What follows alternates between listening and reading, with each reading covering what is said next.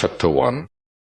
The vision concerning Judah and Jerusalem that Isaiah son of Amoz saw during the reigns of Uzziah, Jotham, Ahaz, and Hezekiah, kings of Judah. Hear, O heavens, listen, O earth, for the Lord has spoken. I reared children and brought them up, but they have rebelled against me. The ox knows his master, the donkey his owner's manger, but Israel does not know, my people do not understand. A sinful nation, a people loaded with guilt, a brood of evildoers, children given to corruption. They have forsaken the Lord. They have spurned the Holy One of Israel and turned their backs on him. Why should you be beaten anymore? Why do you persist in rebellion? Your whole head is injured, your whole heart afflicted. From the sole of your foot to the top of your head there is no soundness, only wounds and welts and open sores, not cleansed or bandaged or soothed with oil. Your country is desolate, your cities burned with fire. Your fields are being stripped by foreigners right before you, laid waste as when overthrown by strangers. The daughter of Zion is left like a shelter in a vineyard, like a hut in a field of melons, like a city under siege.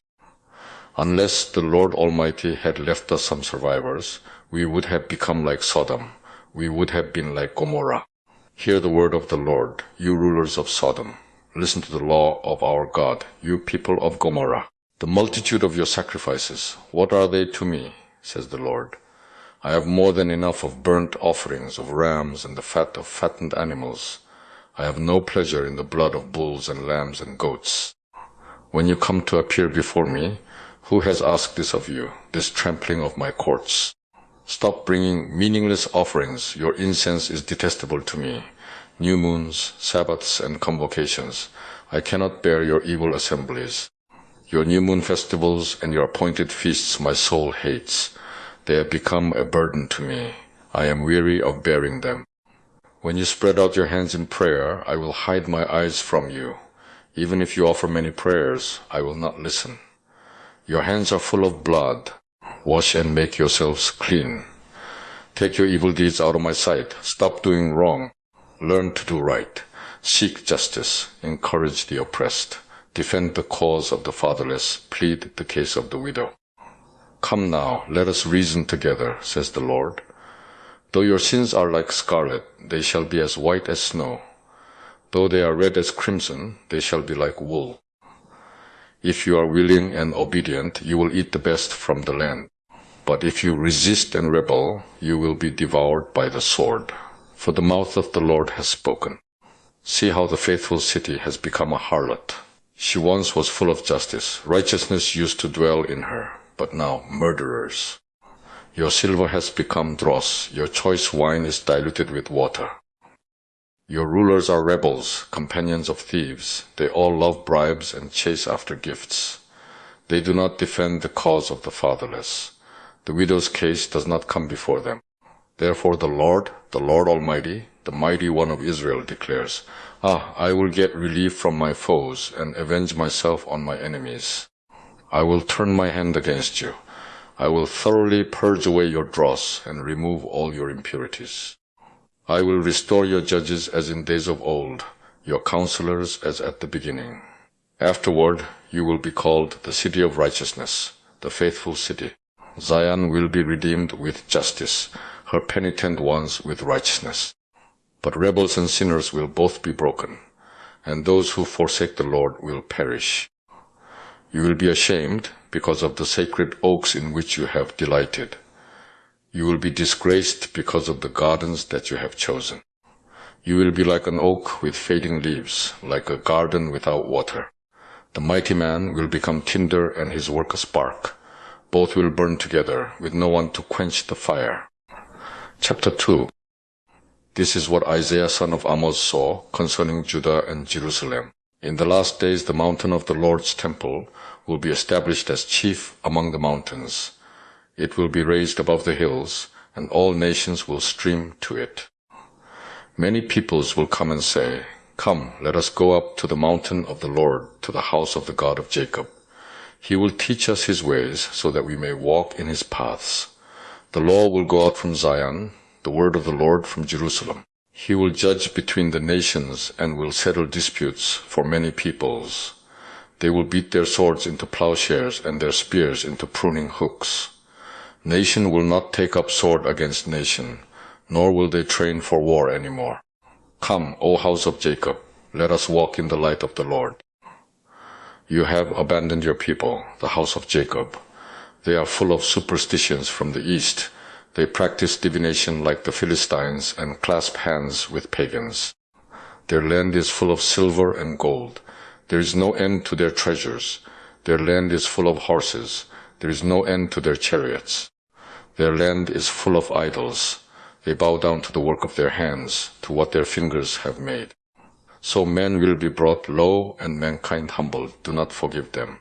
Go into the rocks, hide in the ground from dread of the Lord and the splendor of his majesty. The eyes of the arrogant men will be humbled, and the pride of men brought low. The Lord alone will be exalted in that day. The Lord Almighty has a day in store for all the proud and lofty, for all that is exalted, and they will be humbled. For all the cedars of Lebanon, tall and lofty, and all the oaks of Bashan, for all the towering mountains and all the high hills, for every lofty tower and every fortified wall, for every trading ship and every stately vessel. The arrogance of man will be brought low, and the pride of men humbled. The Lord alone will be exalted in that day, and the idols will totally disappear. Men will flee to caves in the rocks and to holes in the ground from dread of the Lord and the splendor of his majesty when he rises to shake the earth. In that day men will throw away to the rodents and bats their idols of silver and idols of gold which they made to worship. They will flee to caverns in the rocks and to the overhanging crags from dread of the Lord and the splendor of his majesty when he rises to shake the earth. Stop trusting in man, who has but a breath in his nostrils. Of what account is he? Chapter 3. See now, the Lord Almighty, is about to take from Jerusalem and Judah both supply and support, all supplies of food and all supplies of water. The hero and warrior, the judge and prophet, the soothsayer and elder, the captain of 50 and man of rank, the counselor, skilled craftsman and clever enchanter. I will make boys their officials. Mere children will govern them. People will oppress each other, man against man, neighbor against neighbor.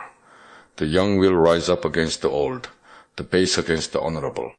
A man will seize one of his brothers at his father's home and say, "You have a cloak, you be our leader. Take charge of this heap of ruins." But in that day he will cry out, "I have no remedy. I have no food or clothing in my house. Do not make me the leader of the people." Jerusalem staggers, Judah is falling. Their words and deeds are against the Lord, defying his glorious presence. The look on their faces testifies against them. They parade their sin like Sodom. They do not hide it. Woe to them! They have brought disaster upon themselves. Tell the righteous it will be well with them, for they will enjoy the fruit of their deeds. Woe to the wicked! Disaster is upon them. They will be paid back for what their hands have done. Youths oppress my people, women rule over them. O my people, your guides lead you astray. They turn you from the path. The Lord takes his place in court. He rises to judge the people. The Lord enters into judgment against the elders and leaders of his people. It is you who have ruined my vineyard. The plunder from the poor is in your houses. What do you mean by crushing my people and grinding the faces of the poor? Declares the Lord Almighty. The Lord says, the women of Zion are haughty, walking along with outstretched necks, flirting with their eyes, tripping along with mincing steps, with ornaments jingling on their ankles. Therefore the Lord will bring sores on the heads of the women of Zion. The Lord will make their scalps bald. In that day the Lord will snatch away their finery, the bangles and headbands and crescent necklaces, the earrings and bracelets and veils, the headdresses and ankle chains and sashes, the perfume bottles and charms, the signet rings and nose rings, the fine robes and the capes and cloaks, the purses and mirrors, and the linen garments and tiaras and shawls. Instead of fragrance, there will be a stench. Instead of a sash, a rope. Instead of well-dressed hair, boldness instead of fine clothing, sackcloth instead of beauty, branding. Your men will fall by the sword, your warriors in battle. The gates of Zion will lament and mourn. Destitute, she will sit on the ground. Chapter 4. In that day 7 women will take hold of one man and say, "We will eat our own food and provide our own clothes. Only let us be called by your name.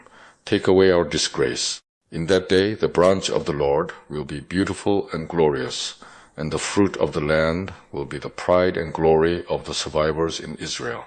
Those who are left in Zion, who remain in Jerusalem, will be called holy, all who are recorded among the living in Jerusalem. The Lord will wash away the filth of the women of Zion. He will cleanse the bloodstains from Jerusalem by a spirit of judgment and a spirit of fire. Then the Lord will create over all of Mount Zion and over those who assemble there a cloud of smoke by day and a glow of flaming fire by night. Over all the glory will be a canopy. It will be a shelter and shade from the heat of the day, and a refuge and hiding place from the storm and rain. Chapter 5. I will sing for the one I love a song about his vineyard. My loved one had a vineyard on a fertile hillside.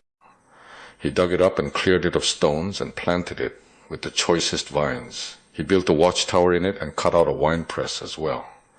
Then he looked for a crop of good grapes, but it yielded only bad fruit.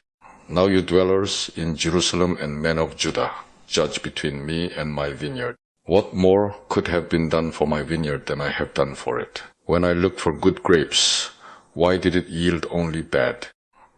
Now I will tell you what I am going to do to my vineyard. I will take away its hedge, and it will be destroyed. I will break down its wall, and it will be trampled. I will make it a wasteland, neither pruned nor cultivated, and briars and thorns will grow there. I will command the clouds not to rain on it. The vineyard of the Lord Almighty is the house of Israel, and the men of Judah are the garden of his delight. And he looked for justice, but saw bloodshed, for righteousness, but heard cries of distress. Woe to you who add house to house and join field to field till no space is left, and you live alone in the land. The Lord Almighty has declared in my hearing, surely the great houses will become desolate, the fine mansions left without occupants. A 10-acre vineyard will produce only a bath of wine, a homer of seed only an ephah of grain. Woe to those who rise early in the morning to run after their drinks, who stay up late at night till they are inflamed with wine. They have harps and lyres at their banquets, tambourines and flutes and wine, but they have no regard for the deeds of the Lord, no respect for the work of his hands. Therefore my people will go into exile for lack of understanding. Their men of rank will die of hunger, and their masses will be parched with thirst. Therefore the grave enlarges its appetite and opens its mouth without limit. Into it will descend their nobles and masses, with all their brawlers and revelers. So man will be brought low and mankind humbled, the eyes of the arrogant humbled. But the Lord Almighty will be exalted by his justice, and the Holy God will show himself holy by his righteousness. Then sheep will graze as in their own pasture, lambs will feed among the ruins of the rich. Woe to those who draw sin along with cords of deceit, and wickedness as with cart ropes. To those who say, let God hurry, let him hasten his work, so we may see it. Let it approach, let the plan of the Holy One of Israel come, so we may know it. Woe to those who call evil good and good evil, who put darkness for light and light for darkness, who put bitter for sweet and sweet for bitter. Woe to those who are wise in their own eyes and clever in their own sight. Woe to those who are heroes at drinking wine and champions at mixing drinks, who acquit the guilty for a bribe, but deny justice to the innocent. Therefore, as tongues of fire lick up straw, and as dry grass sinks down in the flames, so their roots will decay, and their flowers blow away like dust. For they have rejected the law of the Lord Almighty, and spurned the word of the Holy One of Israel. Therefore the Lord's anger burns against his people. His hand is raised, and he strikes them down. The mountains shake, and the dead bodies are like refuse in the streets. Yet for all this his anger is not turned away. His hand is still upraised. He lifts up a banner for the distant nations. He whistles for those at the ends of the earth. Here they come, swiftly and speedily. Not one of them grows tired or stumbles. Not one slumbers or sleeps. Not a belt is loosened at the waist. Not a sandal thong is broken. Their arrows are sharp. All their bows are strung. Their horses' hoofs seem like flint. Their chariot wheels like a whirlwind. Their roar is like that of the lion. They roar like young lions. They growl as they seize their prey and carry it off with no one to rescue. In that day they will roar over it like the roaring of the sea. And if one looks at the land, he will see darkness and distress. Even the light will be darkened by the clouds. Chapter 6. In the year that King Uzziah died, I saw the Lord seated on a throne, high and exalted, and the train of his robe filled the temple. Above him were seraphs, each with 6 wings. With 2 wings they covered their faces, with 2 they covered their feet, and with 2 they were flying. And they were calling to one another, Holy, holy, holy is the Lord Almighty. The whole earth is full of his glory. At the sound of their voices the doorposts and thresholds shook, and the temple was filled with smoke. Woe to me, I cried. I am ruined, for I am a man of unclean lips, and I live among a people of unclean lips, and my eyes have seen the King, the Lord Almighty. Then one of the seraphs flew to me with a live coal in his hand, which he had taken with tongs from the altar. With it he touched my mouth and said, See, this has touched your lips. Your guilt is taken away, and your sin atoned for. Then I heard the voice of the Lord saying, Whom shall I send, and who will go for us? And I said, Here am I, send me. He said, Go and tell this people, Be ever hearing, but never understanding. Be ever seeing, but never perceiving. Make the heart of this people calloused. Make their ears dull and close their eyes.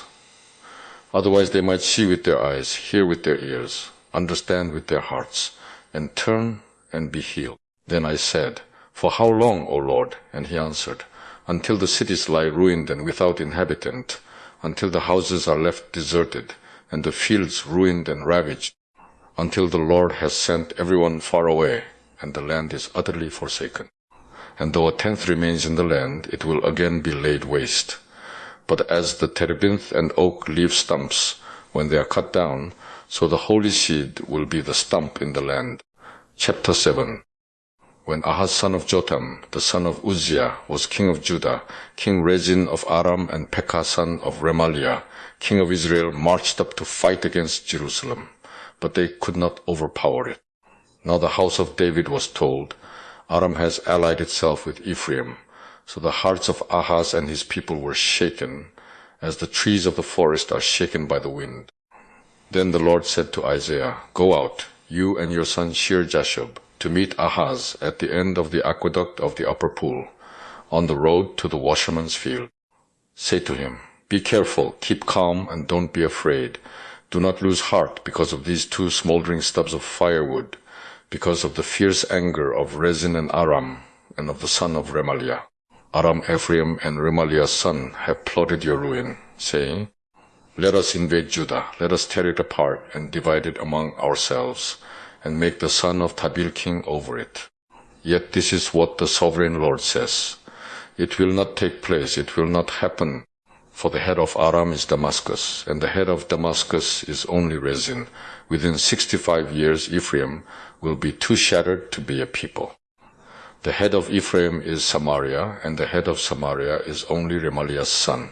If you do not stand firm in your faith, you will not stand at all. Again the Lord spoke to Ahaz, Ask the Lord your God for a sign, whether in the deepest depths or in the highest heights. But Ahaz said, I will not ask. I will not put the Lord to the test. Then Isaiah said, Hear now, you house of David, is it not enough to try the patience of men? Will you try the patience of my God also? Therefore the Lord himself will give you a sign. The virgin will be with child, and will give birth to a son, and will call him Emmanuel. He will eat curds and honey when he knows enough to reject the wrong and choose the right. But before the boy knows enough to reject the wrong and choose the right, the land of the 2 kings you dread will be laid waste. The Lord will bring on you and on your people and on the house of your father a time unlike any, since Ephraim broke away from Judah. He will bring the king of Assyria. In that day the Lord will whistle for flies from the distant streams of Egypt, and for bees from the land of Assyria. They will all come and settle in the steep ravines and in the crevices in the rocks, on all the thorn bushes and at all the water holes. In that day the Lord will use a razor hired from beyond the river, the king of Assyria, to shave your head and the hair of your legs, and to take off your beards also. In that day a man will keep alive a young cow and 2 goats. And because of the abundance of the milk they give, he will have curds to eat. All who remain in the land will eat curds and honey. In that day, in every place where there were 1,000 vines worth, 1,000 silver shekels, there will be only briars and thorns. Men will go there with bow and arrow, for the land will be covered with briars and thorns. As for all the hills, once cultivated by the hoe, you will no longer go there for fear of the briars and thorns. They will become places where cattle are turned loose and where sheep run. Chapter 8. The Lord said to me, "Take a large scroll and write on it with an ordinary pen, Maher-shalal-hash-baz. And I will call in Uriah the priest and Zechariah son of Jeberechiah as reliable witnesses for me." Then I went to the prophetess, and she conceived and gave birth to a son. And the Lord said to me, "Name him Maher-shalal-hash-baz." Before the boy knows how to say, "My father," or "My mother," the wealth of Damascus and the plunder of Samaria will be carried off by the king of Assyria. The Lord spoke to me again. Because this people has rejected the gently flowing waters of Shiloah, and rejoices over Rezin and the son of Remaliah, therefore the Lord is about to bring against them the mighty floodwaters of the river, the king of Assyria, with all his pomp. It will overflow all its channels, run over all its banks, and sweep on into Judah, swirling over it, passing through it, and reaching up to the neck. Its outspread wings will cover the breadth of your land, O Emmanuel. Raise the war cry, you nations, and be shattered. Listen, all you distant lands. Prepare for battle, and be shattered. Prepare for battle, and be shattered. Devise your strategy, but it will be thwarted. Propose your plan, but it will not stand, for God is with us. The Lord spoke to me with his strong hand upon me, warning me not to follow the way of this people. He said, "Do not call conspiracy everything that these people call conspiracy. Do not fear what they fear, and do not dread it. The Lord Almighty is the one you are to regard as holy. He is the one you are to fear. He is the one you are to dread. And he will be a sanctuary. But for both houses of Israel, he will be a stone that causes men to stumble, and a rock that makes them fall. And for the people of Jerusalem, he will be a trap and a snare. Many of them will stumble. They will fall and be broken. They will be snared and captured. Bind up the testimony and seal up the law among my disciples. I will wait for the Lord, who is hiding his face from the house of Jacob. I will put my trust in him. Here am I, and the children the Lord has given me. We are signs and symbols in Israel from the Lord Almighty, who dwells on Mount Zion. When men tell you to consult mediums and spiritists, who whisper and mutter, should not a people inquire of their God? Why consult the dead on behalf of the living? To the law and to the testimony. If they do not speak according to this word, they have no light of dawn. Distressed and hungry, they will roam through the land. When they are famished, they will become enraged, and, looking upward, will curse their king and their God. Then they will look toward the earth and see only distress and darkness and fearful gloom, and they will be thrust into utter darkness. Chapter 9. Nevertheless, there will be no more gloom for those who were in distress. In the past he humbled the land of Zebulun and the land of Naphtali, but in the future he will honor Galilee of the Gentiles, by the way of the sea, along the Jordan. The people walking in darkness have seen a great light. On those living in the land of the shadow of death, a light has dawned. You have enlarged the nation and increased their joy. They rejoice before you, as people rejoice at the harvest, as men rejoice when dividing the plunder. For as in the day of Midian's defeat, you have shattered the yoke that burdens them, the bar across their shoulders, the rod of their oppressor. Every warrior's boot used in battle and every garment rolled in blood will be destined for burning, will be fuel for the fire. For to us a child is born, to us a son is given, and the government will be on his shoulders, and he will be called Wonderful Counselor, Mighty God, Everlasting Father, Prince of Peace. Of the increase of his government and peace there will be no end. He will reign on David's throne and over his kingdom, establishing and upholding it with justice and righteousness from that time on and forever. The zeal of the Lord Almighty will accomplish this. The Lord has sent a message against Jacob. It will fall on Israel. All the people will know it, Ephraim and the inhabitants of Samaria, who say with pride and arrogance of heart, the bricks have fallen down, but we will rebuild with dressed stone. The fig trees have been felled, but we will replace them with cedars. But the Lord has strengthened Rezin's foes against them, and has spurred their enemies on. Arameans from the east and Philistines from the west have devoured Israel with open mouth. Yet for all this, his anger is not turned away. His hand is still upraised. But the people have not returned to him who struck them, nor have they sought the Lord Almighty. So the Lord will cut off from Israel both head and tail, both palm branch and reed in a single day. The elders and prominent men are the head, the prophets who teach lies are the tail. Those who guide this people mislead them, and those who are guided are led astray. Therefore the Lord will take no pleasure in the young men, nor will he pity the fatherless and widows, for everyone is ungodly and wicked. Every mouth speaks vileness. Yet for all this his anger is not turned away. His hand is still upraised. Surely wickedness burns like a fire. It consumes briars and thorns. It sets the forest thickets ablaze, so that it rolls upward in a column of smoke. By the wrath of the Lord Almighty, the land will be scorched, and the people will be fuel for the fire. No one will spare his brother. On the right they will devour, but still be hungry. On the left they will eat, but not be satisfied. Each will feed on the flesh of his own offspring. Manasseh will feed on Ephraim, and Ephraim on Manasseh. Together they will turn against Judah. Yet for all this his anger is not turned away, his hand is still upraised. Chapter 10.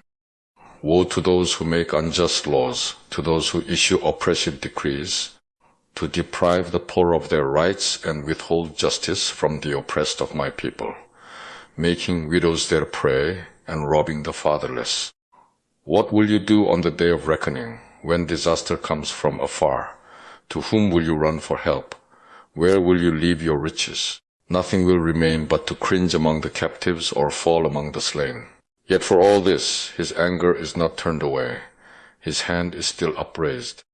Woe to the Assyrian, the rod of my anger, in whose hand is the club of my wrath.